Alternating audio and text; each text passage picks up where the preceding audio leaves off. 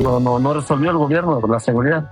Entonces creo que nos está obligando otra vez a reactivarnos y a ayudar como población al gobierno. Bruno Plácido Valerio fue a las oficinas de la Secretaría de Salud Estatal de Chilpancingo para pedir una audiencia y, mientras esperaba, fue atacado a balazos. October 17th, 2023.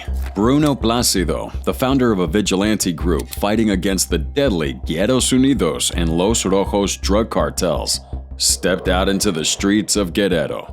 Now, little did he know he was in danger, and the cartels would soon strike. Here, sometimes vigilantes messed with the wrong cartels. Several Americans, mothers and their children, ambushed and killed in Mexico. 9 people killed in all, including 6 children, attacked while traveling in 3 separate cars. Nearly 100 members of a family have arrived back in the United States from Mexico after a cartel killed 9 members earlier this month. 2009, Benjamin LeBaron, an American living in Chihuahua, Mexico, challenged the local cartel to stop their activities. What followed would have become one of the most horrific incidents involving an American vigilante and the cartel. We take you to October 4th, 1976. Benjamin LeBaron was born into a prominent Mormon family in northern Mexico. The LeBarons have long-standing roots in Chihuahua and were known for their independence and community leadership. They were U.S.-Mexican dual citizens and part of a breakaway Mormon sect that had moved to Mexico decades earlier to continue practices like polygamy outside the jurisdiction of U.S. laws. So the LeBarons settle in Colonia LeBaron, Galeana, Chihuahua, Mexico, where they establish a large ranch and a pecan farming business. The family avoids conflict and lives in uneasy peace with surrounding drug cartels. For years, a silent agreement kept Americans off limits, as the cartel knew that interfering with them drew too much attention from U.S. authorities. In 2008, that uneasy peace began to crack. That year, a nephew of Benjamin was kidnapped by a local cartel. The kidnappers demand a $4 million ransom, assuming the wealthy LeBarons would pay to secure the boy's release. Instead of giving in, the family leveraged their political connections, and Mexican authorities intervened. And so the boy was eventually released without any ransom. And while the family and community rejoiced at his safe return, Benjamin was deeply shaken and outraged. To him, the fact that the cartel dared to target his family meant the line had been crossed. He believed it was only a matter of time before they struck again. This event would spark a transformation within Benjamin. No longer content with private safety, he chose to take a public stand. He began speaking out against cartel violence, corruption, and government inaction. He co-founded SOS Chihuahua, aka the Secure Organized Society. Now, SOS was a citizen-led movement demanding stricter laws, faster police response to kidnappings, and severe penalties for kidnappers and their accomplices. Benjamin wasn't just a voice, he also took action. He would petition government offices, organize rallies, and even campaign for communities to form armed patrols to defend themselves. While locals feared the cartels and stayed silent, Benjamin's boldness stood out. He openly named cartels operating in Chihuahua, including the notorious Sinaloa and Juarez cartels. He also begins arming himself and encouraging others in the community to do the same for defense. His outspokenness made him a target. Jose El Riquín Escaeda, a high-ranking member of the Juarez cartel, takes notice. Benjamin had crossed a line now that most dared not even to approach. Despite multiple warnings sent to the LeBaron family, Benjamin didn't back down, and he continued to push his campaign for justice. Del líder mormón Benjamín Franklin LeBaron y de su cuñado Carlos Whitman fueron asesinados el 7 de julio cerca de la capital del estado. On July 7th, 2009, the cartel makes a move. That night, a convoy of SUVs roll into Colonia LeBaron. Around 15 men would storm Benjamin's home. Witnesses describe the men breaking into this house, beating his family, and terrorizing his wife and children. Screams were heard, but neighbors would be too afraid to intervene. Carlos Whitman, Benjamin's brother-in-law who lived nearby, heard the commotion and rushed to help. His bravery cost him his life. Both he and Benjamin would be captured, beaten, and taken away. Hours later, their bodies are found by the roadside, left as a warning. They'd been executed in a gruesome way beaten and shot multiple times. The murder of Benjamin and Carlos shocked Mexico and the United States. Headlines ran across the country as people reacted in disbelief that an American citizen could be killed so brutally. In response, police forces carried out raids across the region, arresting several suspects believed to be involved in the attack. Months later, El Riquín himself was captured. Authorities believe that with his arrest, the worst was now over. But the LeBaron family hadn't retreated. Even after Benjamin's death, the family continued his mission. They would maintain public pressure on these cartels, demanded reforms, and invited police presence into their territory. For the cartel, this was more than a challenge. It was a direct threat to their control. This is for the record. Nita and 4 of my grandchildren are burnt and shot up. November 4th, 2019, a decade after Benjamin's assassination, the cartel strikes again. Now this morning, 3 women and 14 children, all U.S.-Mexican citizens and members of the LeBaron family, set out from their community in La Mora, heading toward a wedding. The convoy of 3 SUVs moved along a remote dirt road in northern Mexico, close to the U.S. border, not far from Bavispe, Sonora. The vehicles encounter armed men from the La Linea gang, a splinter group of the Juarez cartel. Christina Langford, one of the women, steps out of her vehicle with her hands raised to show that they're not enemies. Instead of sparing her, the gunmen shoot her in the chest. Her baby later was found alive in the back seat. Ronita Miller LeBaron's SUV, which had stalled due to a flat tire, was riddled with bullets until it burst into flames. Inside were Ronita and her 4 children, including twins, all burnt alive.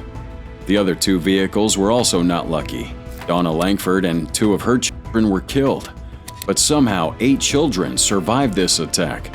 1 boy walks 14 miles to get help, dodging gunfire along the way. Another girl would set out after her brother didn't return. When she was found hours later, she pled for rescuers to return for her wounded siblings. The massacre brought global outrage. Photos and videos of the wrecked, bullet-ridden vehicles went viral. U.S. President Donald Trump offered to send forces to help Mexico wipe the cartels off the face of the earth, while Mexican authorities promised justice. No one was arrested for anything. The attackers vanished, and the case remained unsolved. But despite the horror, the LeBaron family still didn't back down. They continued to speak out, hold public protests, and demand accountability. Following a year of uncertainty, arrests finally came. November 4th, 2020, Mexican authorities detained Alfredo L. in Ciudad Juarez, calling him a likely participant in this massacre. Just weeks later, on November 25th, 3 more suspects are captured. Amongst them is alleged mastermind Roberto N., known as the Mute or the 32. Despite the arrest, though, there has been no public report of a jail sentence for the arrested suspects. November 10th, 2019. Just a few days after that attack, nearly 100 members of the LeBaron and Langford families fled their longtime homes in Mexico and arrived in Arizona with nowhere else to turn. The families packed what they could and fled. Most are temporarily staying in Tucson and Phoenix, unsure of their future. La ONU condena en otros temas el asesinato de la activista Miriam Rodríguez. Lo califica de escalofriante por haber sucedido precisamente el Día de las Madres, el 10 de mayo. January 23rd, 2012. Karen Rodriguez was kidnapped by the Los Zetas cartel and a ransom was demanded.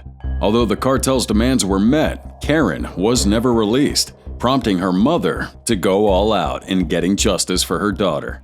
Born February 5, 1960, Miriam Elizabeth Rodriguez Martinez tried to live an ordinary life in San Fernando, Tamaulipas, Mexico. But this was an area that was notorious for cartel activities, more specifically, Los Zetas. Now, the group is notorious for their extreme brutality and have been involved in drug trafficking, kidnappings, and mass murders. There's a case back in 2010 where Los Zetas massacred 72 migrants near San Fernando, shocking the nation, showing just how ruthless they were. That following year, They found mass graves containing 193 bodies to further prove their insanity in case you didn't believe the year before. Yet Miriam and her daughter Karen stayed and managed their small business, selling cowboy boots. But on January 23, 2012, Miriam's life takes a tragic turn. On this day, her daughter, Karen Rodriguez, was abducted by Los Zetas while driving through a rural area. The kidnappers dragged Karen from her vehicle. The cartel demands a ransom of 1 million pesos, around $77,000. Miriam and her husband, desperate to find their daughter, borrowed the ransom money from a bank. You see, ransom loans are a thing in this area because kidnappings are very popular, and people in these situations often have to borrow the money to pay the ransom. So despite complying with the kidnappers' demands, Karen was never returned. Miriam initially trusted the authorities for some reason, hoping that they would take swift action. But unfortunately, local police in Mexico ignore this kind of stuff or are involved with the cartel. Despite her repeated pleas, the police made no significant efforts to locate her daughter. When the kidnappers ceased communications, Miriam's fears deepened, and it became clear that the authorities were not going to help. She realized that she had to take matters into her own hands if she ever hoped to find out what happened to Karen. So determined not to let her daughter's kidnappers go free, Miriam begins her own investigation. Her journey into vigilante justice is motivated by a deep sense of grief and a fierce desire for justice. Now, she started her focus on a cartel member simply known as Sama, who had met her to demand a ransom. Now, Miriam would trace Sama's girlfriend using social media, a decision that proved to be very effective in her investigation. She takes a bold, calculated risk, risking her life to blend into this criminal world. The authorities this whole time are unwilling to act, citing a lack of resources and the overwhelming crime rate in San Fernando. But this wouldn't stop Miriam. She expanded her search online, now using social media platforms to unlock new leads. Her relentless pursuit of answers would lead her to a shocking discovery in 2014, 2 years after Karen's disappearance. Miriam finds out about a ranch outside of San Fernando where mass graves had been uncovered, and amongst these bodies were her daughter's remains. Though finding Karen's body would bring a terrible closure, this only really fueled Miriam's determination to hold those responsible for her daughter's death accountable. By this point, Miriam's efforts had begun to yield serious results. Sama was arrested, and other members of Los Zetas were also identified. Miriam kept going, though. Over the next 3 years, she tracked down and contributed to the capture of 10 cartel members connected to Karen's abduction. Miriam's tactics were nothing short of brilliant. She dyes her hair, changes her appearance, and takes on numerous disguises to infiltrate the cartel's ranks. At some point, she adopts a guise of various characters, which include a health worker and a government official. Miriam didn't shy away from any risky confrontation, even once tackling a former cartel florist near the US-Mexican border, and held him at gunpoint until authorities got there.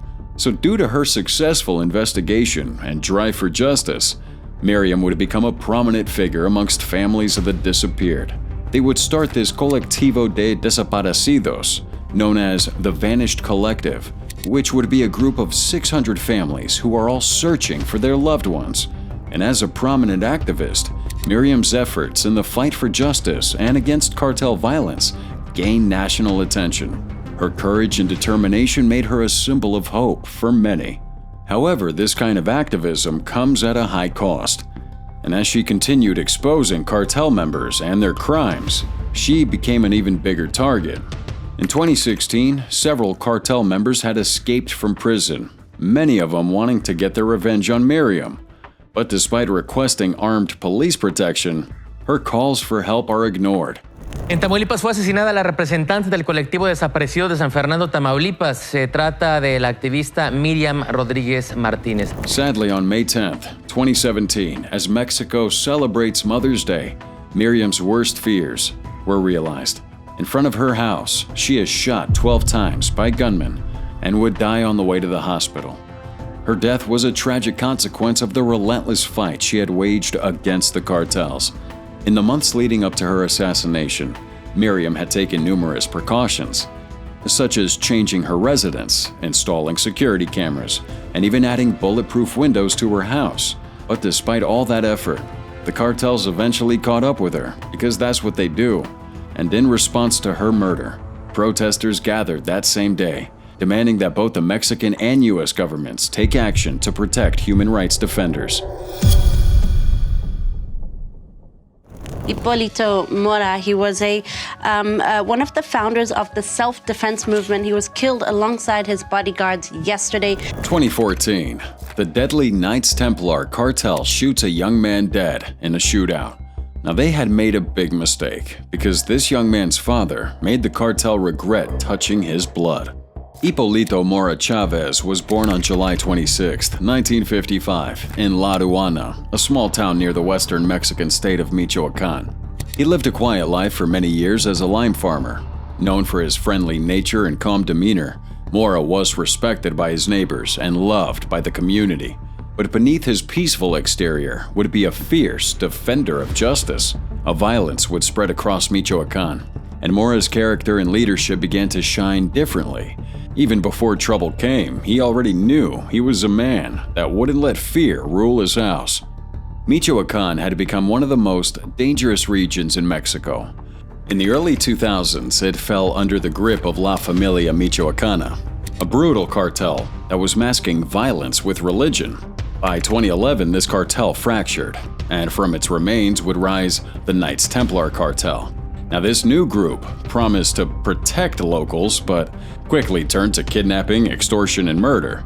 The government failed to respond to people's pleas for safety, and as a result, towns and villages were left defenseless as criminals took over farms, businesses, and lives. 2013, the people finally reach a breaking point. In Cherán, a group of indigenous residents stand up to illegal loggers backed by cartels. Now, that bravery spreads across Michoacán.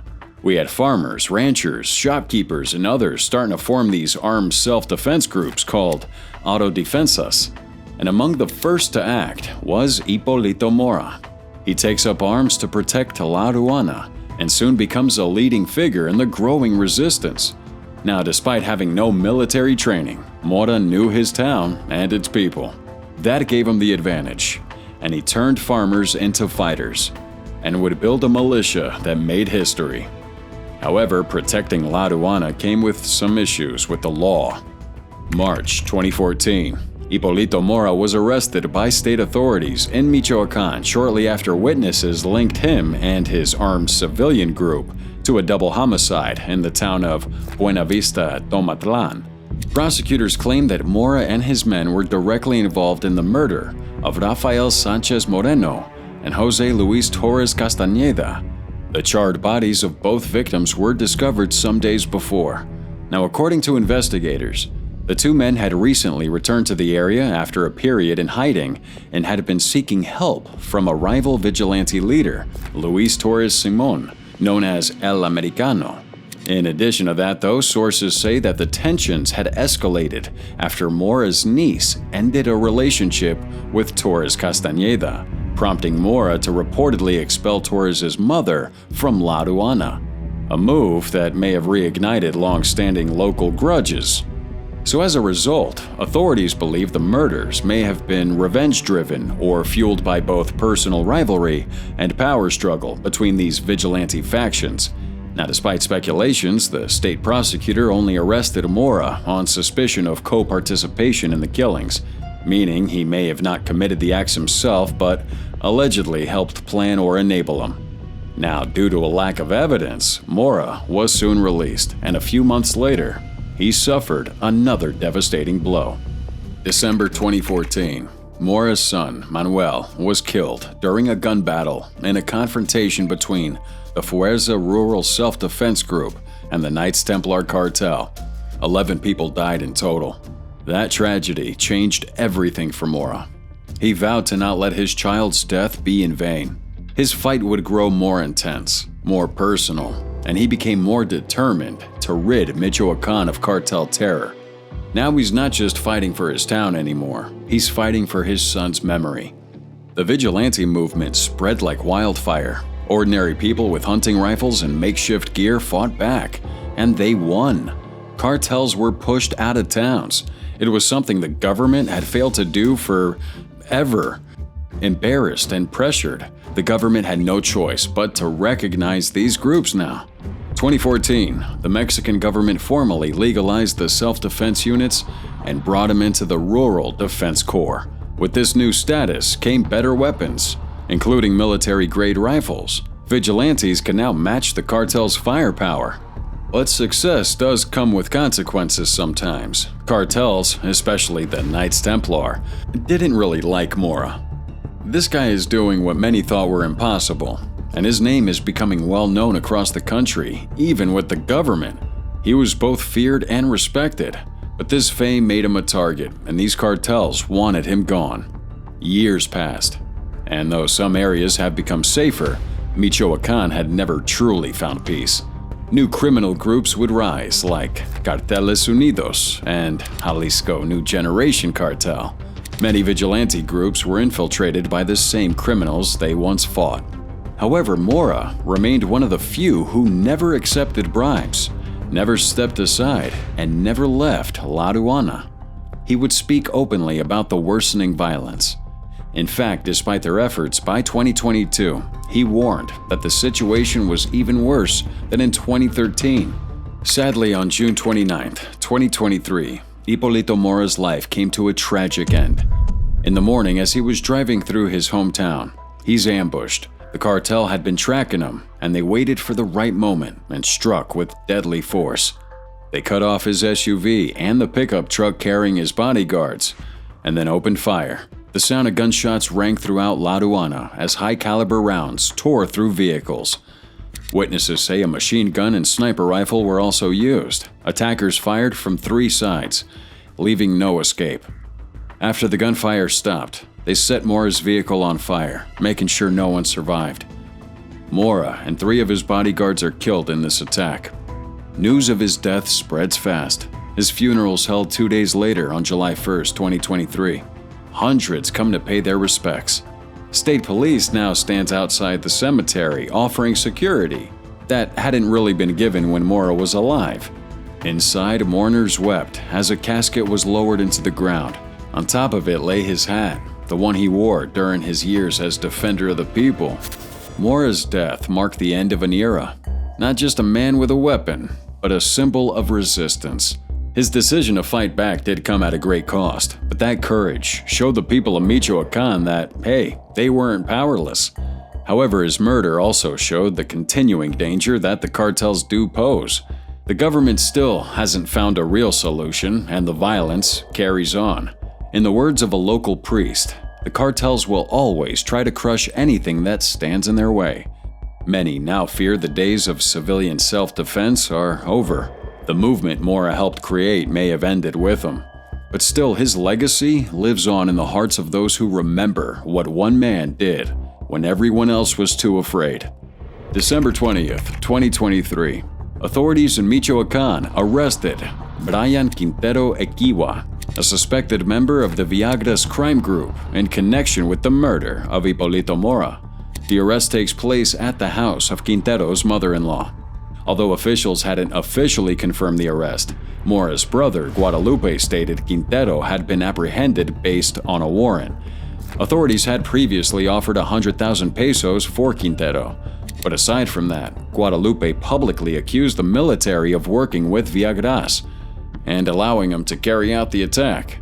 He also revealed that 4 additional suspects are being sought, including Eladio Cisnero Flores, known as La Sirena, believed to be the Viagras' plaza boss in La Aduana, and the one who coordinated Hipólito's murder.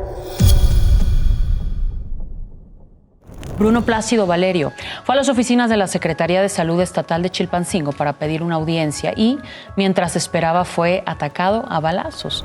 2013, Bruno Plácido Valerio established a community vigilante group known as Policía Ciudadana de la Unión de Pueblos y Organizaciones del Estado de Guerrero, or UPOEG, to fight against the cartel's brutality in Guerrero. Now, while the decision comes with a costly price, no one expected what happened next. Bruno was born and raised in the violence-stricken region of Guerrero, Mexico. This community is plagued by poverty, corruption, and crime, and he witnessed firsthand how drug cartels operated with impunity. The coastal state of Guerrero, known for its rugged terrain and poor infrastructure, had long served as a key drug production and traffic corridor. In fact, at one point, the region was recording one of the highest homicide rates in the country, with 48 killings per 100,000 inhabitants. That's 3 times the national average. And that's because of years of neglect by government institutions and law enforcement, which created a vacuum where criminals can just party, and ordinary people are left vulnerable. 2013 was when Plácido decided he'd had enough when cartel violence in Guerrero became unbearable for the local population. Farmers, shopkeepers, and families lived in constant fear. Drug gangs like Los Ardillos, Los Tlacos, Guerreros Unidos, and Los Rojos were extorting local businesses, abducting residents, and committing violent murders. The authorities, often accused of being corrupt or ineffective, failed to intervene. In response to the overwhelming fear and desperation, Plácido would decide to take matters into his own hands. He starts organizing farmers and villagers from Ayutla, arming them with whatever weapons they could find, old hunting rifles, revolvers, shotguns. Together, they formed what would become one of the most prominent vigilante groups in the region. Now, the group itself is the Union of the Peoples and Organization of the State of Guerrero, or like we said, UPOEG.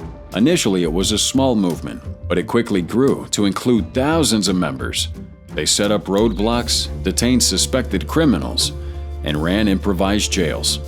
In one of their early actions, the group captured around 50 people accused of working with drug gangs and even held them for several weeks before turning them over to prosecutors. Their mission was to bring a sense of justice to areas that had been abandoned by the state.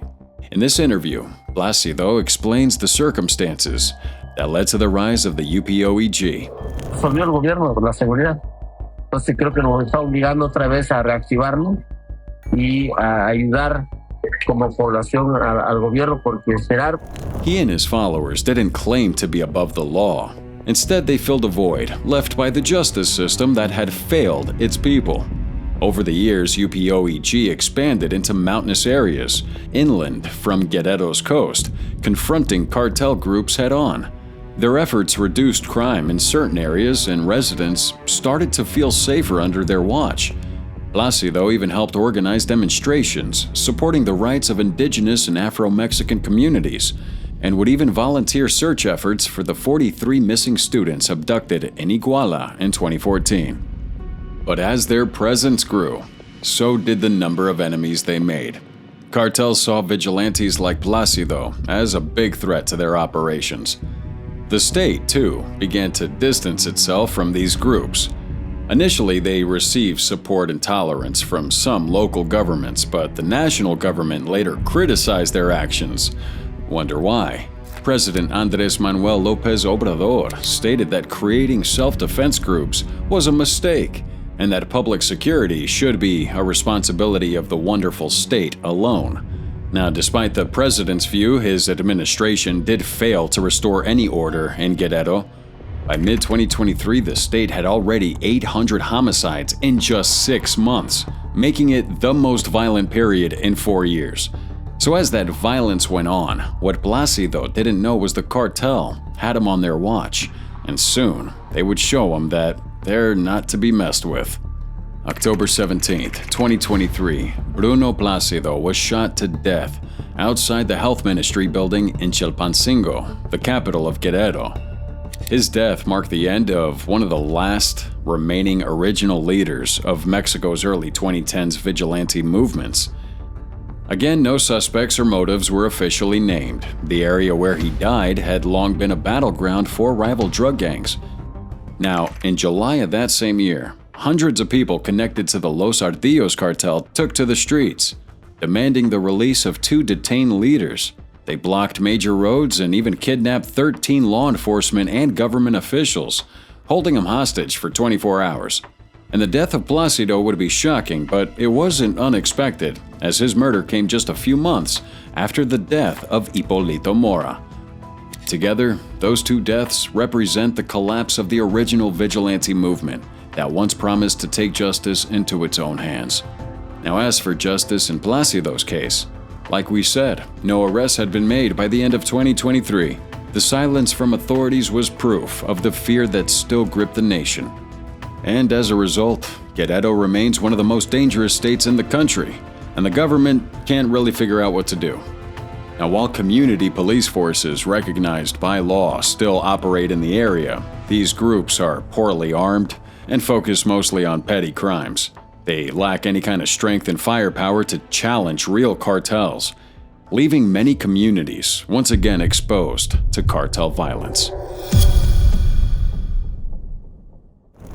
La noche de este jueves fue asesinado el candidato de Morena a la alcaldía de Yurecuaro, Michoacán, Enrique Hernández. February 2013, Enrique Hernández Salcedo, a resident of Yurecuaro in Mexico's Michoacán state, made a choice that would change his life and ultimately cost him everything.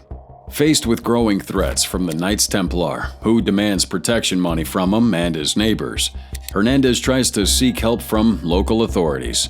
But again, police offer no assistance, and allegedly told him to just pay the cartel to avoid problems, because they get a cut. And that moment pushed Hernandez to take matters into his own hands. He joins the auto-defensive movement, made up of many citizens who are just sick and tired of the cartel and the government. He picks up arms not just against criminals, but against what he saw as a corrupt system that allowed organized crime to thrive.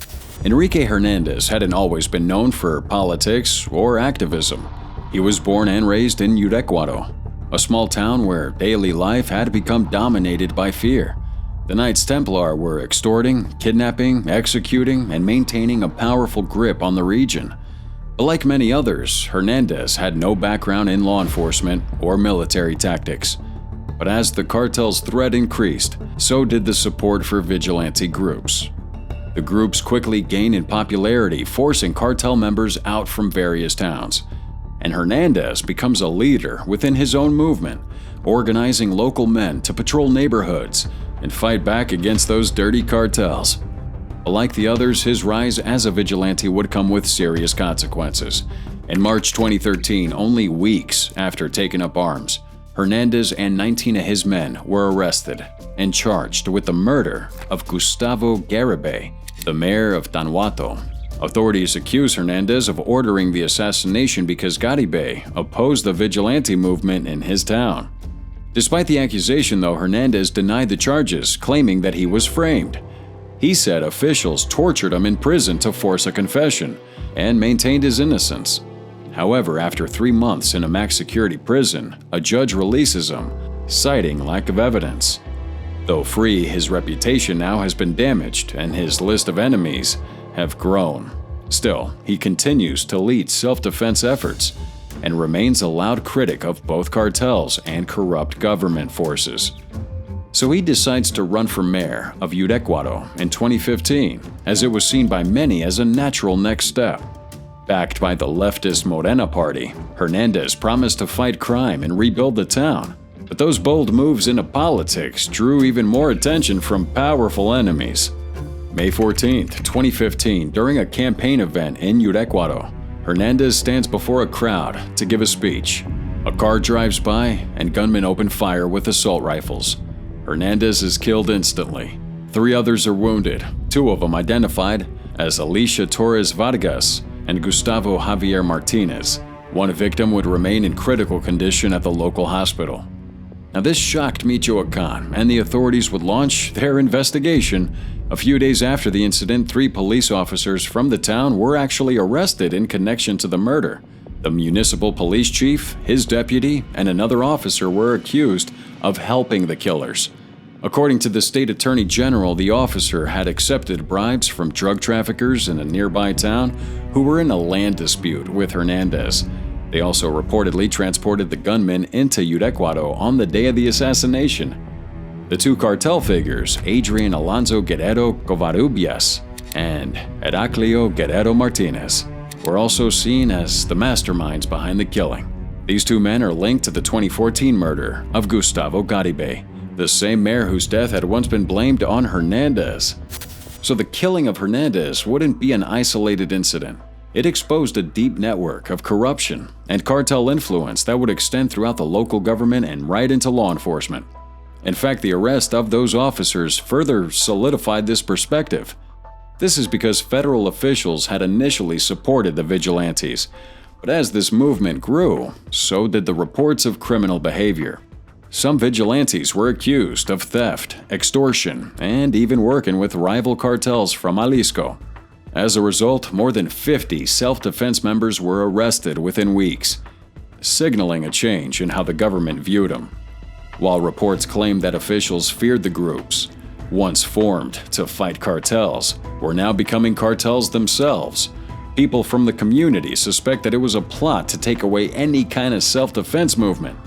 But in the aftermath of Hernandez's death, his party colleague, Miguel Ángel Sandoval Rodriguez, called it a state crime and demanded the resignation of the state's governor. However, violence had once again returned to Michoacán, because in the same week, another Morena mayoral candidate, Valentina Rosendo Cantu, abandoned her campaign after a near-fatal car chase by unknown pursuers. And, despite the initial arrests made, the cartel leaders remained free, and the safety of other political candidates remained uncertain.